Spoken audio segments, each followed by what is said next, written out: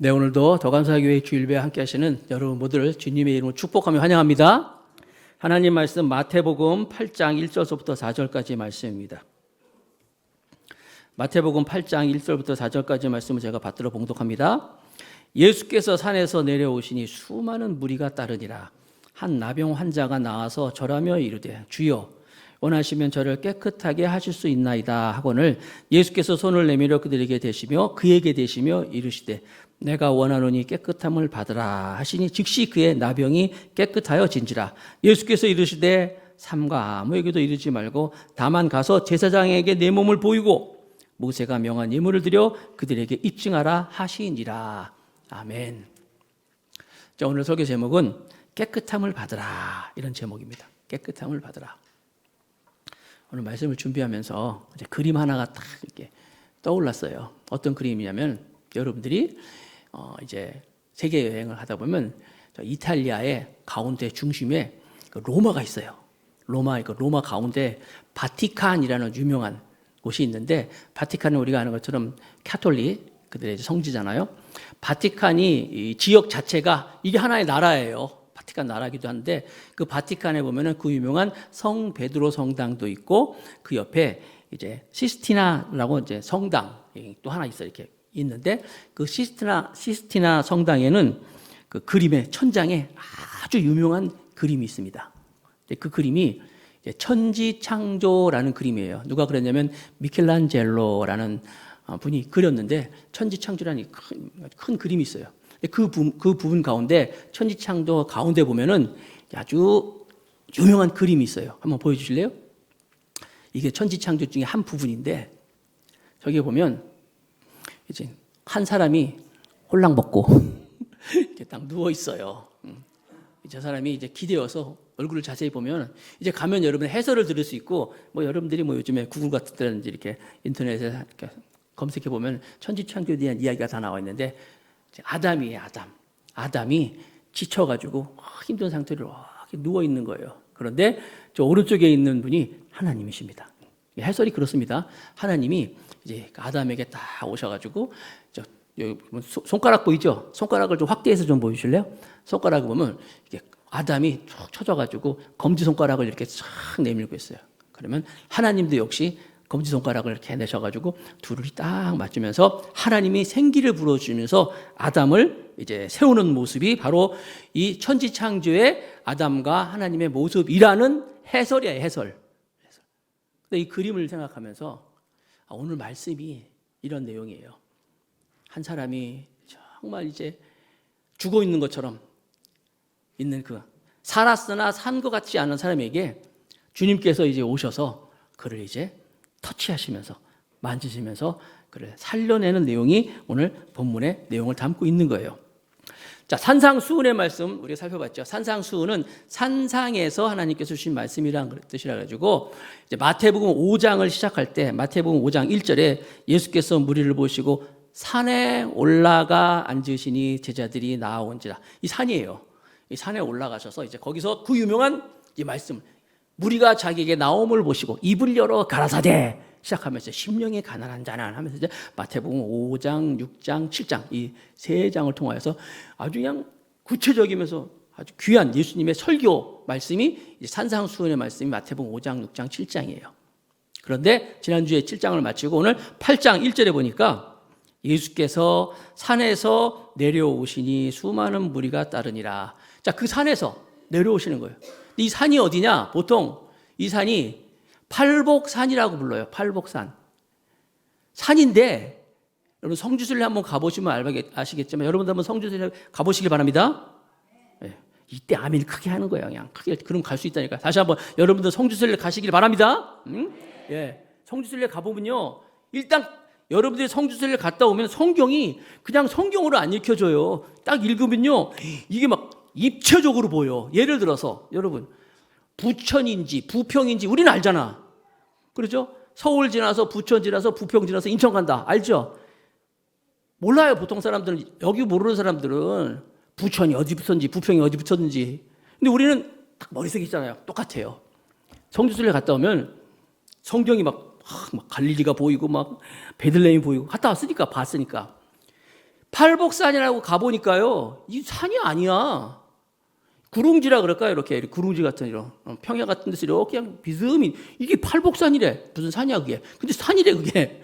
거기서 예수님이 팔복의 말씀을 하셔가지고 이제 팔복산이라고 하는 것 같아요. 아무튼 그 산에서 내려오시는 거예요. 내려오시니까 여기 보니까 수많은 무리가 따르니라. 수많은 무리가 예수님을 따라왔어요. 왜 따라왔을까요? 예수님이 귀한 말씀도 주셨고 또 예수님이시니까 여기 수많은 무리가 따랐어요. 여러분 항상 예수님 곁에는 큰 무리가 있어요. 항상 큰 이렇게 예수님 주변에 여기 나온 것처럼 수많은 무리가 있고 그 안으로 쭉 들어가면 이 동그란 이 수많은 무리가 원으로 생각한다면 그 안으로 보면 이제 70명 정도의 예수님의 제자들의 무리가 있어요. 그러니까 이 70명 제자는 나중에 우리가 보면 알겠지만 두 명씩 예수님이 짝 지어가지고 전도 여행을 보내요. 전도 여행을 이 두 명 가가지고 이제 온 팔레스타인 다니면서 전도하고 돌아오는 장면이 이제 나옵니다. 거기 70명이 이렇게 무리가 있습니다. 이게 소위 이 사람들이 제자라고 부를 수 있는 사람들이에요. 그리고 그 70명의 제자들 가운데 또 가운데 조그마한 무리가 있는데 또 원이 있다면 12명의 제자가 또 특별히 있어요. 이제 마태복음 이제 10장에 보면 그 제자들 12명의 제자 이름이 나옵니다. 12명의 이름이 쫙 나오는데 12제자. 그런데 그 12제자 중에서 가만히 보면요. 거기 또 3명이 또 있어. 베드로, 요한, 야고보라고 이 3명이 또 이 사람은 어떤 사람이냐면 예수님이 특별히 어디 가실 때 12제자가 있음에도 불구하고 늘 같이 다녔던 사람들이야. 요 3명. 뭐 기적의 현장이라든지 뭐 변화산이라든지 뭐 이렇게 뭐 달리다 굼 그렇죠? 그 회당장 야이로의 딸을 살릴 때도 요 3명만 데리고 가고 이랬어요. 그러니까 예수님 주변에는 수많은 무리가 있어요. 그냥 무리야, 무리. 그냥 따라다니는 사람들이야. 예수님 막 구경하려고 오는 사람들 있고, 70명의 제자가 있고, 12명이 있고, 3명이 있다는 거예요. 제가 지금 무슨 얘기하고 있는 거예요? 난 여러분들이 무리로서 끝이지 않기를 주님의 이름으로 축복합니다. 그냥 막 따라다니는 거야. 그냥 막 뭐 한다니까 오고. 그게 아니라 적어도 제자 안에는 들어가고. 제자는 누구예요? 제자는요, 그래도 선생님을 보고 선생님이 하신 대로 살아가고 죽으라면 죽는 신용까지 하는 사람들이 제자들이에요. 그리고 더 나아가서 12제자.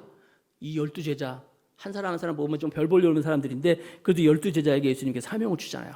마태복음 맨 마지막에 보면 가서 모든 백성으로 제자를 삼고 아버지와 아들과 성령으로 세례를 주고 내가 너에게 분부한 모든 것을 가르쳐 지키게 하라.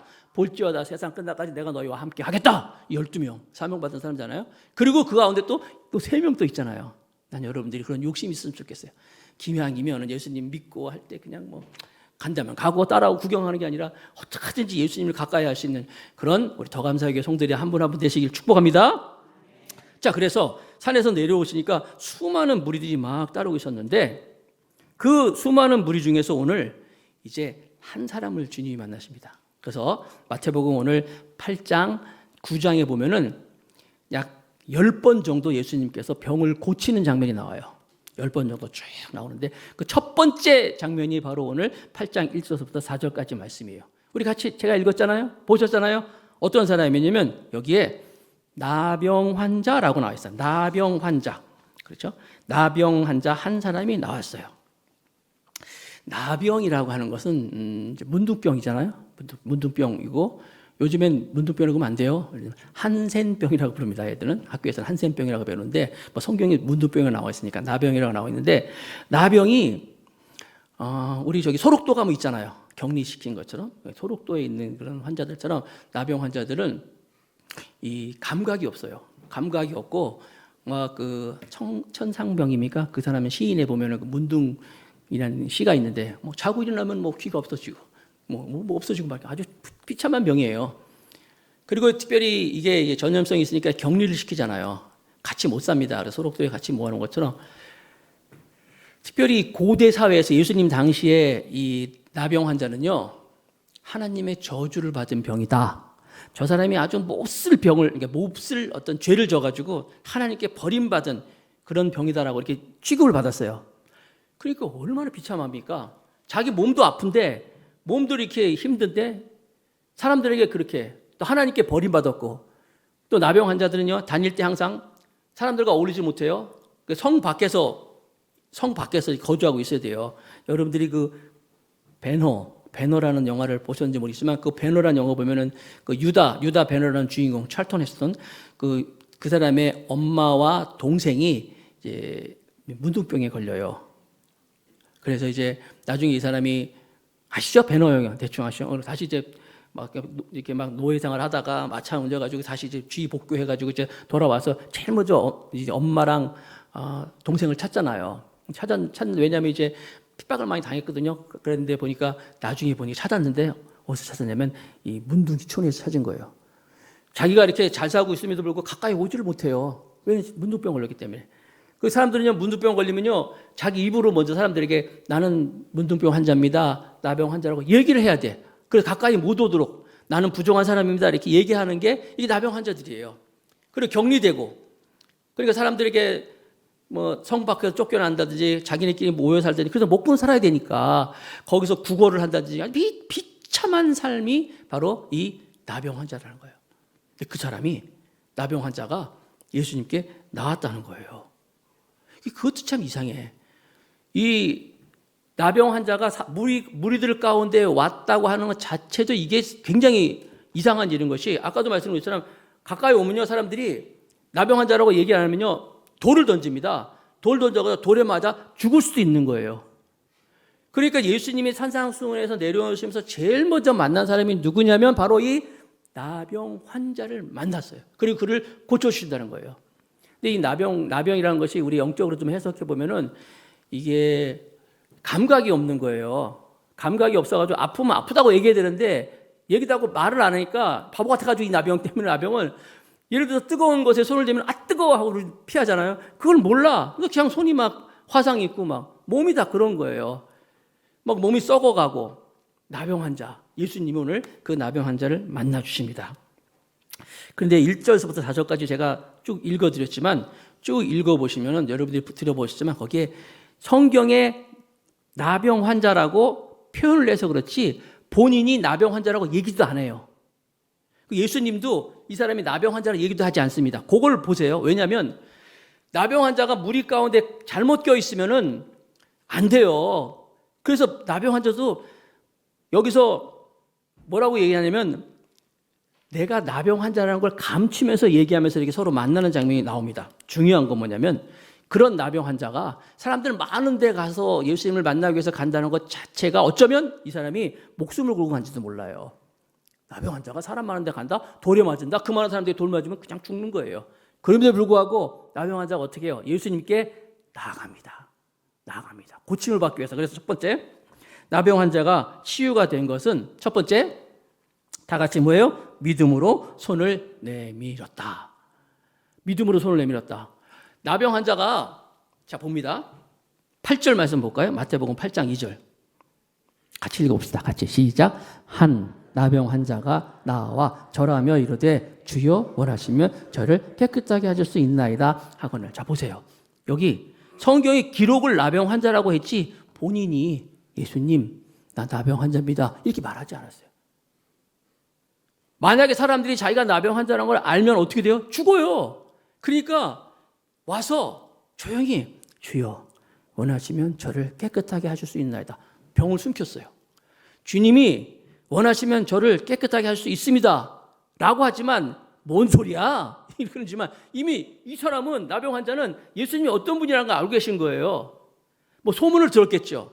아니면 자기가 눈으로 봤겠죠. 예수님이 어떤 분인 걸 아셨단 말이에요. 그래서 마음속에 내가 저분께 가면 내 이 비참한 이 정말 누구한테 말할 수 없는 정말 나의 이 환경 이걸 바꿔줄 수 있는 분은 저분이시다는 걸 믿고 나온 거예요. 나와서 여러분 다시 한번 8장 2절 보면은 한 나병 환자가 나와서 절하며 이르되 있죠. 절하며.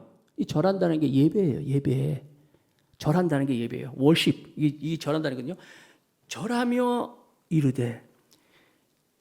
예배라는 게 뭐예요? 여러분 예배는 그냥 나오지 마세요. 그냥 오늘 뭐 교회 가서 사람들 만나고 목사님들 인사하고 말씀 듣고 찬송 부르고 기도하고 집에 오다 그렇게 생각하지 마세요. 예배라는 건 어떤 거냐면 바로 이런 이 나병 환자 같은 마음이에요. 예배는 하나님이 정말 살아계신 하나님, 우리 신앙 고백했잖아요. 전능하사 천지를 만드신 하나님 아버지를 내가 믿사오며 그의 아들 예수 그리스도를 믿사오며 그러잖아요. 예수님을 믿고 그분이 나의 구세주가 되시고 나의 삶의 주인이 되셔서 그래서 어떻게 내가 갖고 있는 이 병, 내가 가지고 있는 문제 아무 얘기도 말도 못하겠고 또 말했다가 함부로 또 어떻게 당할지도 모르고 답답하고 힘든 이 어려움을 하나님께 나아가서 내 마음을 아시는 그분께 내가 예배하면 그분이 나를 고쳐주시고 또 문제를 해결해 주시고 나에게 은혜를 주시는 하나님을 믿는 마음이라는 거예요. 이게 예배거든요. 이 나병 환자가 그렇게 나온 거예요, 여러분. 나와서 어떻게? 예수님께 이제 주여 원하시면 저를 깨끗게 하실 수 있나이다. 이게 무슨 얘기예요? 말은 못하지만 이미 다 하나님이시니까 나 하실 거 아니에요. 나 하실 거 아니에요? 주님이 원하시면 나를 깨끗게 하실 줄 믿습니다.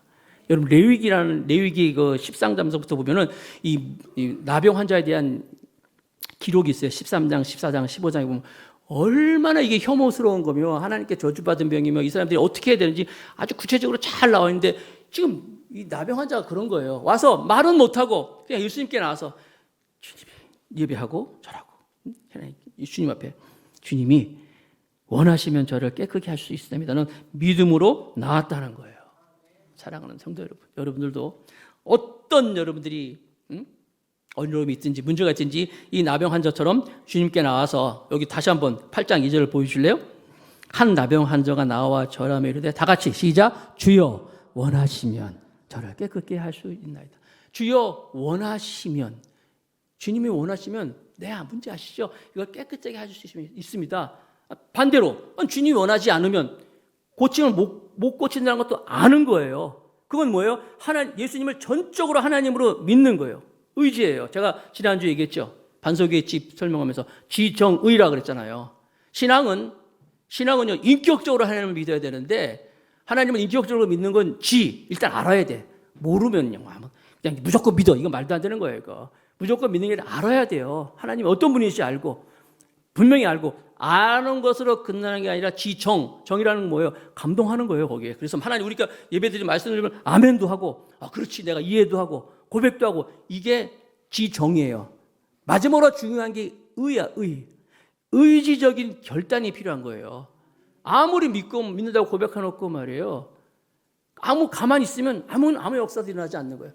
의지적인 결단이 있어야지만 이게 인격적인 신앙이라는 거예요. 예를 들어서 여러분 민수기의 말씀에 보면은 이스라엘 백성이 출애굽을 해가지고 광야로 쫙 가는데 불평불만을 많이 했어. 막 하나님이 어디 계시냐고 말이야. 먹을 것도 안 주고 물도 없고 말이야. 막 투덜대고 모세도 욕하고 막 저주를 했어요. 하나님이 듣다 쓰다가 못 참고 그냥 불뱀이라고 그냥 사막에 아주 무서운 뱀이 있어요. 머리 확 들고 있는 불뱀을 쫙 풀어가지고 이스라엘 백성들이 물리게 했어요. 불뱀에 물리면 막 죽는 거예요. 불뱀에 물려가지고 사람들이 막 죽어갑니다. 그러니까 모세가 또 가만 안 있잖아요. 하나님께 나가서 엎드립니다. 하나님께 예배하면서 하나님 이 백성을 이렇게 다 죽이실 겁니까? 아니 그 출애굽 시켜가지고 주님이 하나님의 백성이라고 하나님은 우리 하나님이 되시고 우리는 하나님의 백성이 된다 그러는데 이렇게 다 죽이면 안 되잖아요. 하나님 고쳐주셔야죠. 막 기도하니까 하나님 그래 알았다. 네가 기도하니까 그래 내가 고쳐주면 해가지고 장대를 높이 달아가지고 거기 놋뱀을 걸어라 그랬어요. 걸어서 놋뱀을 걸고 누구든지 불뱀에 물린 자들은 나와서 이 놋뱀을 보면 나을 것이다라고 말씀하셨어요. 요한복음 4장에 보니까 이 놋뱀은 바로 그리스도라고 그렇게 해석을 하고 있잖아요. 예수님을 보면 나올 수 있는 건데 아무튼 그 당시에 불뱀에 물려서 죽는 사람들이 나와서 놋뱀을 보면 다 낫는 거예요. 그런데 여러분 그 사람 숫자가 민수기 사람의 숫자를 했다잖아요. 민수기 계수했더니 장정만 60만이야. 장정 멀쩡한 남자들만 60만이고 그러면 인구가 남자들만 있나요? 애들도 있고 노인들도 있고 여자들 있잖아요. 그래서 학자들은 그 당시 모여있는 사람들이 약간 200에서 300만 명이다 이렇게 추정을 하고 있어요. 인구 60만은 그 장정들만 숫자니까 그럼 200만 300만의 사람들이 모여있는 그 수경지라고 하면 얼마나 넓겠어요. 200만 300만이 모여있는 곳이 굉장히 넓은 곳인데 거기에 장대 하나가 딱 쓴 거야. 놋뱀이 쓴 거예요. 그러면 굉장히 먼 곳도 있을 거 아니에요. 가까이 있는 사람도 보면 낫겠지만 저 멀리서 불뱀 물린 사람 막 다 죽어가고 있는데도 누구든지 와야 돼. 나와서 봐야지만이 낫는 거예요. 안 보면 그냥 죽는 거예요. 이게 의지적인 결단이에요. 어떤 사람이 불뱀에 물려서 막 죽어가고 있어. 야야 지금이잖아. 너 나올 수 있어. 어떻게 해? 저기 가운데 가면은 우리 모세 선생님이 장대 위에다가 놋뱀을 걸었는데 그 놋뱀을 보기만 하면 다 낫는데 뭐 뱀 같은 소리 하지 마. 나 지금 뱀에 물려 죽겠는데 안 가. 그럼 어떻게 되는 거예요? 죽는 거예요 그냥. 어떡하든지 기어 나오든지 뻘뻘 기어서든지 봐야지만이 낫는 거예요. 이 의지적인 결단이에요, 여러분. 이 나병 환자가 도와주는 사람도 없었어요. 물론 이제 다음에 보면 이제 중풍병자가 걸린 사람이 있는데 친구들이 이렇게 내려주는 게 나와요. 어쨌든 친구들이 데리고 와서든지 주님을 만나는데 이 사람은 도와주는 사람도 없었나 봐. 혼자 걸어다닐 수 있었나 봐요. 아무튼 나왔어요. 혼자 나와서 주님께 얘기하는 거예요. 다시 한번 마태복음 8장 2절. 한 나병 환자가 나와 절하며 이르되 다 같이 주여 원하시면 저를 깨끗게 할 수 있나이다 하거늘. 예수님을 하나님을 인정하는 거예요. 하나님의 주권을 인정하는 거예요. 그리고 하나님의 은혜가 아니면 나는 살 수가 없습니다 하는 마음을 가지고 간절히 나와가지고 예수님에게 예수님, 주님이 원하시면 나를 고치게 할 수 있습니다. 여러분 바디메오라고 있습니다. 나중에 보면 바디메오 여리고에 있는데 바디메오는 그 이름도 없었어요. 바란 말은 모모의 아들이라는 이름이고 디메오라는 말은 그 디메오의 모모의 아들, 그러니까 디메오의 아들이라는 이름이 뜻이 바로 바디메오예요. 무슨 얘기냐면 그만큼 이름도 없는 디메오의 아들이라고 하는 바디메오라는 그 바디메오가 이름이 아니에요. 그냥 디메오의 아들이라는 이름을 가지고 있는 거라 불쌍한 거지 같은 사람이 있었어요. 이 거지가 맨날 구걸하고 있잖아요. 거지가 어느 날 얘기를 들어요. 예수님이 뭐 자기가 앓고 있는 이 소경도 낫게 하고 뭐 문둥병자도 고치고 중풍병자도 고치고 막 이런 얘기를 들었어요. 들어가지고 이 바디메오가 예수님이 여리고에 지나간다 할 때 막 사람들이 웅성웅성거리니까 여러분 무슨 얘기예요? 했더니 예수가 지나간다 그러는 거예요. 자기가 그렇게 들었던 예수. 그렇지만 이 문둥병자는 자기가 나올 수 있잖아요. 소경은 볼 수가 없는 거예요. 앞이 안 보는 거예요. 그러니까 어떻게 해요? 악을 쓰잖아요. 악을. 다윗의 자손 예수여. 다윗의 자손 예수여. 나를 불쌍히 여겨서 제자들이 조용해. 예수님 지나가는데 왜 이렇게 큰 소리, 더욱 큰 소리로 외쳤다 그랬어요. 이게 의지적인 결단이에요. 난 이렇게 해서라도 예수를 만나야 돼. 난 이렇게 해서라도 만나야 돼. 그러면 그분이 나를 고칠 수 있을 거야. 이런 믿음이 있잖아요. 이 믿음으로 의지적 갈등하고 막 소리 듣더니 예수님이 왜 그러냐? 이리 나와라. 부르잖아요. 오잖아요. 예수님 물어보잖아요. 내가 내게 뭐 해주기를 원하느냐? 보기를 원하이다. 예수님이 고쳐주잖아요. 이 나병 환자가 가만히 있는 게 아니라 말씀드린 것처럼 주님께 나오는 거예요. 믿음으로 손을 내밀었다는 거예요. 손을 내밀었어요, 예수님. 그랬더니 두 번째 나병 환자가 치유가 된 것은 다 같이 시작. 예수님의 깨끗게 하심. 그 믿음, 우리 믿음이라는 것은요. 믿음이라는 것은 이렇게 의지적인 갈등, 이게 의지적인 결단이에요. 예수님 손 내미는 게 믿음이에요. 그리고 예수님이 그 손에 딱 마주치는 게 이 기적이라는 거예요.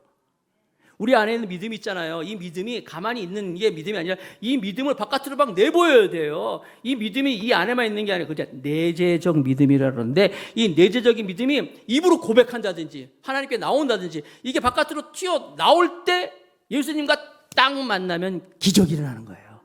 난 여러분들이 이런 기적의 주인공이 되길 축복하겠습니다. 예수님 만나서 만져주십니다. 봅니다. 8장 3절. 예수께서 손을 내밀어 그에게 대시며 이르시되 내가 원하노니 깨끗함을 받으라 하시니 즉시 그의 나병이 깨끗하여진지라. 여기서도 예수님이 나병 얘기 안 나와요. 그렇죠? 이 사람도 주님이 원하시면 나를 깨끗게 하실 수 있습니다. 아시죠? 근데 예수님이 그걸 보시고 손 내밀어 그에게 대시며 이르시되 내가 원하노니 깨끗함을 받으라. 뭐 이 나병아 뭐 떠나가라 이런 얘기 하지 않으시고 알아. 내가 너를 깨끗게 하는 거 말씀하시는 거야. 그런데 여기 보면요. 8장 3절 다시 한번 보여주실래요? 예수께서 손을 내밀어 그에게 대신다. 근데 손을 대는데 자세히 표명하셨죠. 손을 내밀어서 그에게 대셨다. 그러면서 말씀하셨죠. 자, 이게 자세히 표현하고 있는데 이 대셨다, 대시며라는 말을 제가 좀 자세히 살펴보니까 이 된다는 이 말이 헬라어로 합토마이라는 단어예요. 합토마이. 한번 따라합시다. 합토마이. 우리 헬라어 한마디 한번 해봅시다. 시작. 합토마이. 이게 왜 그러냐면 이 말씀이 중요해요. 이게 우리가 생각하는 대시며 이렇게 손대는 터치 이게 아니에요.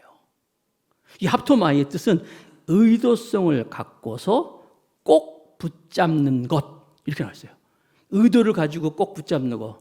또 다른 것에는 또 이것이 그런 마음으로 안아주는 것 이런 게 뜻이 있더라고요.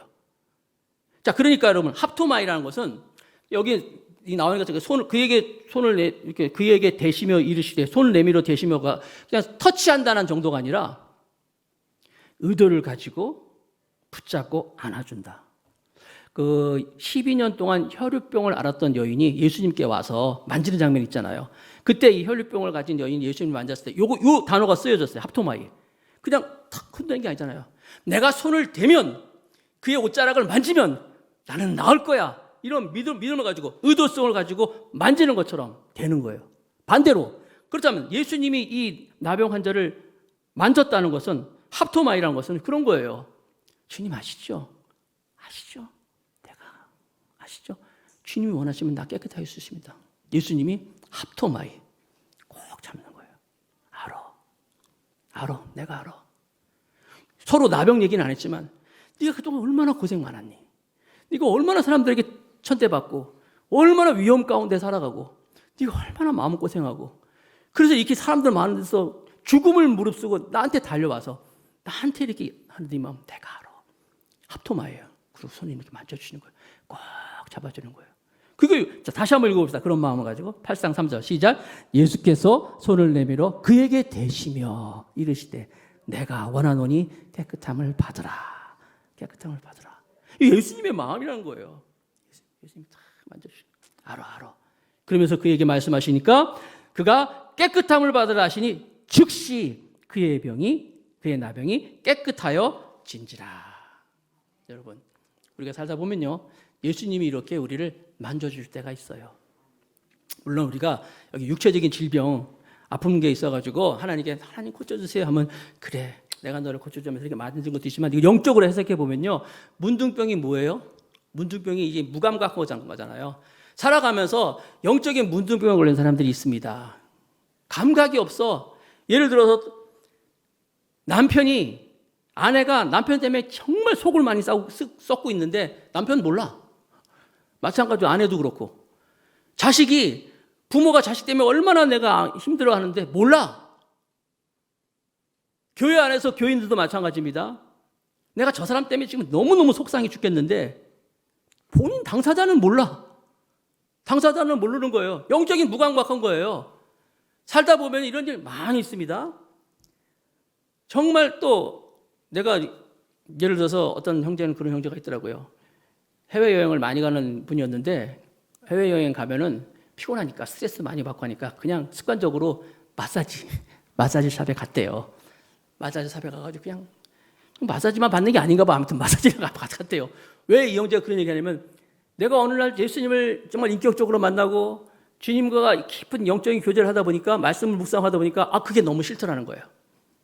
또 어떤 분은 또 외국 나가실 때 카지노를 이렇게 들락날락 그러네. 스트레스도 받고 또 가서 그냥 무심코. 그러니까 죄 짓는 어떤 일들이 자기 삶 속에 있었는데 모르고 있었는데 예수님을 인격적으로 만나고 그분이 내 삶의 주인이 되고 말씀을 묵상하다 보니까 너무 싫더라는 거예요. 그게 꺼름직하고 거시기한 거 있잖아요. 마음 거시기한 게 있더라는 거예요. 하나님 만져주시는 거예요. 만져주는 거예요.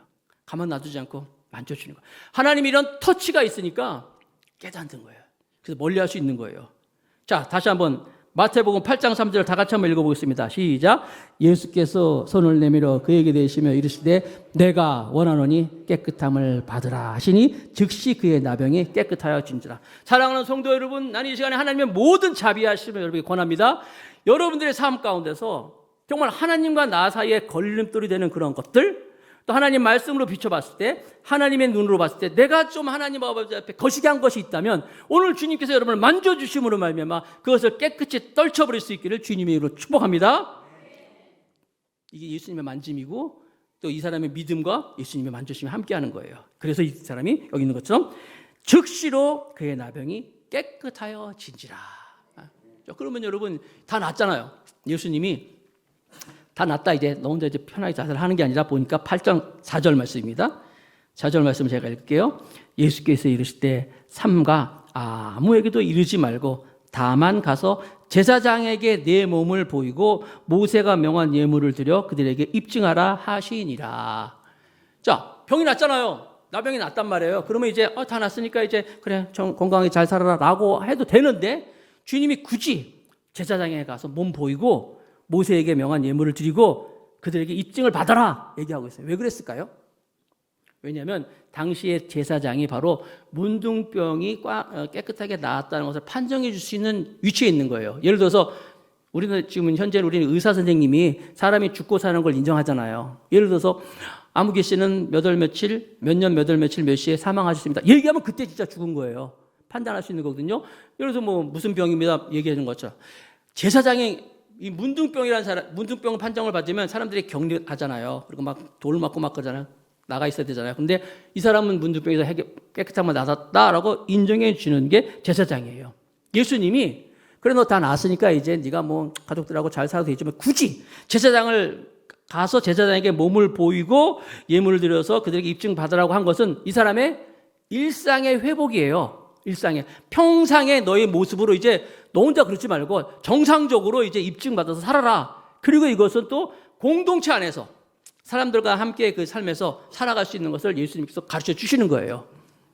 바로 그래서 이 사람이 가서 이제 뭐 사람들 앞에서 얘기는 안 했지만 나병이라는 얘기를 안 했지만 그래도 자기는 알고 있고 예수님도 아시잖아요. 둘만 알지만 우리들만 알고 있지만 가서 다 얘기하고 입증 받아라라고 말씀하셔서 이 사람이 이제 깨끗함을 나음을 받았다는 것이 바로 오늘 마태복음 8장 1절부터 4절까지 말씀 이 나병 환자를 낳은 예수님의 이 산상수훈 후의 첫 번째 치유의 사역이에요. 이제 말씀을 맺겠습니다. 한번 여러분 각자가 한번 이제 말씀을 가지고 적용했으면 좋겠어요. 나는 혹시 주님 앞에 어떤 이런 오늘 말씀처럼 육신의 질병을 가지고 있지는 않는지, 여러분 육신의 질병을 위해서 가진 사람 많이 있습니다. 저도 오늘도 기도했어요. 날마다 기도해, 날마다. 어떻게 이 육신의 질병을 가지고 기도 안 할 데가 없어요. 성도들이 이모저모로 와서 예수님 기도해 주세요. 뭐 그런 걸 가지고 있는지. 물론 목사님한테 얘기하는 것도 좋지만 누구한테 나가라고요? 예수님께 나가는 거예요. 나병 환자가 나온 것처럼 예수님 내가 지금 이런 아픔이 있습니다. 이런 질병이 있습니다. 손을 내밀어 그랬잖아요. 믿음으로 하나님께 나와야 돼요. 뿐만 아니라 영적으로도 내가 정말 고치지 못하는 문둥병이라는 것은 구제불능의 병이에요. 고칠 수가 없는 병이에요. 내가 어떻게 해도 안 되는 나쁜 습관, 내가 어떻게 해도 안 되는 나쁜 어떤 죄, 이런 모습을 가지고 있다면 주 앞에 다 내어놔야 돼요. 내어놓고 주님이 고칠 수 있다면, 주님이 원하신다면 나를 고칠 수 있습니다라는 믿음을 가지고 나오셔야 돼요. 주님이 원하신다면 이런 믿음으로 나올 때 주님께서 우리 믿음을 보시고 내 마음을 보시고 주님이 손을 내밀고 안아주시고 아까 말씀드렸처럼 고쳐주시는 거예요. 이 치유의 역사가 저 여러분의 삶 가운데 넘쳐나기를 주님의 이름으로 축복하겠습니다.